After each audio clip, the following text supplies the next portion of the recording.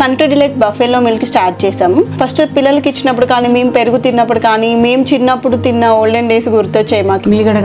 మీగడ కూడా పాలు కాచాక మీగడ బాగా రావడం, అప్పుడు మా చిన్ననాటి రోజులు గుర్తొచ్చాయి అన్నమాట. జిఎస్టీ రిఫార్మ్స్ వల్ల ప్రజల కొనుగోలు శక్తి విపరీతంగా పెరుగుతుంది అనేది ప్రభుత్వ వాదన. జిఎస్టీ రిఫార్మ్స్ వల్ల, అంటే జిఎస్టీ తగ్గడం వల్ల కార్ల అమ్మకాలు అయితే పెరిగాయి సార్.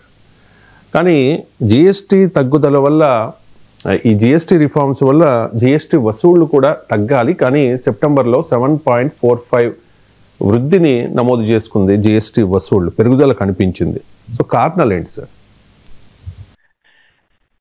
ఇప్పుడు కారణాలు ఏంటంటే, ప్రజల కొనుగోలు శక్తి పెరిగినప్పుడు ప్రజలు ఎక్కువగా కొంటారు కనుక ఆటోమేటిక్గా జిఎస్టీ కూడా పెరుగుతుంది.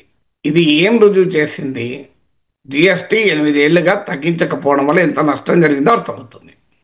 అంటే జిఎస్టీ 8 ఏళ్ళుగా జిఎస్టీ భారాన్ని ప్రజలపైన మోపడం ద్వారా ఇండియన్ ఎకానమీకి ఎంత నష్టమైందో తెలుస్తుంది. మాలాంటి వాళ్ళం మొదటి నుంచి చెప్తున్నాం, ఇండైరెక్ట్ ట్యాక్సెస్ ఇది రిగ్రెసివ్ టాక్సేషన్.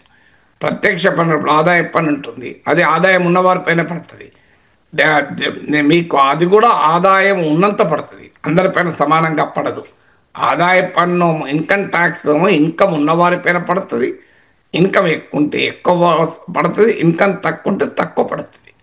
కానీ ఇండైరెక్ట్ ట్యాక్సెస్, జిఎస్టీ లాంటి పరోక్ష పన్నులేమో అందరిపైన సమానంగా పడుతుంది. ఇప్పుడు సోపు అంబానీ కొన్నా, అడుక్క తినేవాడు కొన్నా సోప్ పైన జిఎస్టీ ఒకటే.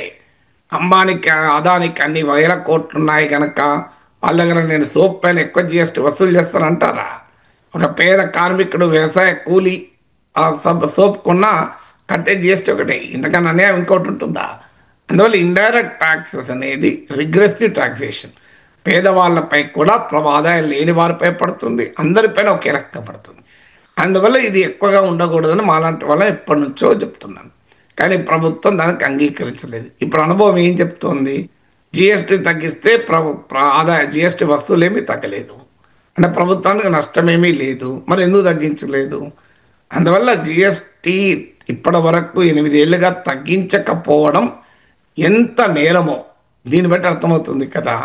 ఇక ఇంకా తగ్గించితే కూడా నష్టం లేదన్నది కూడా తేలిపోతుంది కదా. సో ఇప్పుడు ప్రభుత్వ గణాంకాలే చెప్తున్నాయి కదా, జిఎస్టీ తగ్గిస్తే అమ్మకాలు పెరిగాయి. మోడీ అయితే అసలు విమానంలో ప్రయాణం చేయండి, ఇల్లు కట్టుకోండి, అసలు మామూలుగా లేదు కదా. జిఎస్టీ తగ్గింది, మీరు చంద్రమండలం పోండి అని చెప్పడమే తక్కువ. సో అందువల్ల జిఎస్టీ తగ్గింది కనుక అమ్మకాలు ఎలాగో పెరుగుతాయి. ఇంకా తగ్గించండి. అసలు ఈ 12% స్లాబ్ ఎత్తేసారు, ఇలా 18% స్లాబ్ ఉంది. మొత్తం జిఎస్టీ వసూళ్లలో ఈవెన్ ఈ ఇటీవల రిఫార్మ్స్ కన్నా ముందు కూడా 67% 18% నుంచి వస్తుంది. సో ఆ 18% జిఎస్టీ స్లాబ్ అలాగే ఉంది. అందువల్ల 18% కూడా తీసేసి 5% స్టాండర్డ్ జిఎస్టీగా మార్చండి. ప్రజలు ఇంకా ఎక్కువగా విమానాల్లో 4-5 విమానాలు ప్రైవేట్ జెట్లు వేసుకొని వెళ్ళిపోతారు, ఇళ్ళ మీద ఇల్లు కొంటారు, డబుల్ స్టోరీలు, డూప్లెక్స్ హౌసెస్, పెద్ద పెద్ద విల్లాస్ కొంటారు ప్రజలు. నష్టమేం లేదు కదా, జిఎస్టీ వసూలు ఇంకా పెరుగుతాయి కదా. అందువల్ల మరి ఎందుకు ఇంకా జిఎస్టీ తగ్గించరు అనేది క్వశ్చన్.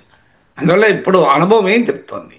ఇప్పటిదాకా ప్రభుత్వం అనుసరించిన ఎకనామిక్ వ్యూహము ఘోర తప్పని చెప్పి తెలిసిపోయింది కదా. అలాంటి వాళ్ళ మొదటి నుంచి చెప్తున్నాం, డిమాండ్ స్ట్రాటజీ ఉండాలి, సప్లై డ్రివెన్ ఎకనామిక్స్ కరెక్ట్ కాదు అని.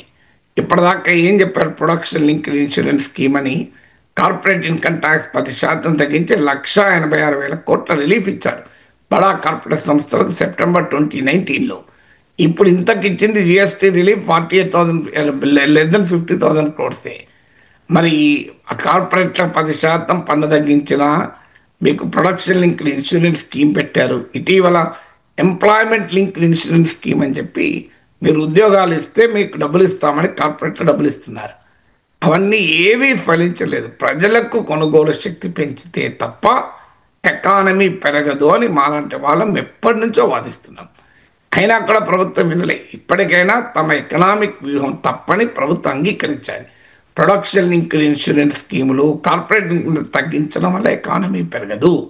ప్రజల చేతుల్లో ఆదాయాల్ని పెట్టి ప్రజల కొనుగోలు శక్తి పెంచడం ద్వారానే మీకు ఎకానమీ డెవలప్ అవుతుందనే ప్రూఫ్ ఇవాళ ఈ డేటా తెలియజేస్తుంది కదా. అందువల్ల ఇప్పటికైనా ప్రభుత్వం తన తప్పుడు ఆర్థిక వ్యూహాన్ని అంగీకరించి మార్చుకొని 8 ఏళ్ళుగా అధిక జిఎస్టీ వసూలు చేసినందుకు ప్రజలకు క్షమాపణ చెప్పి జిఎస్టీని తగ్గించి ఈ ఒకే స్లాబ్ 5% స్లాబ్నే మీరు స్టాండర్డ్ జిఎస్టీగా పెట్టాలి కదా.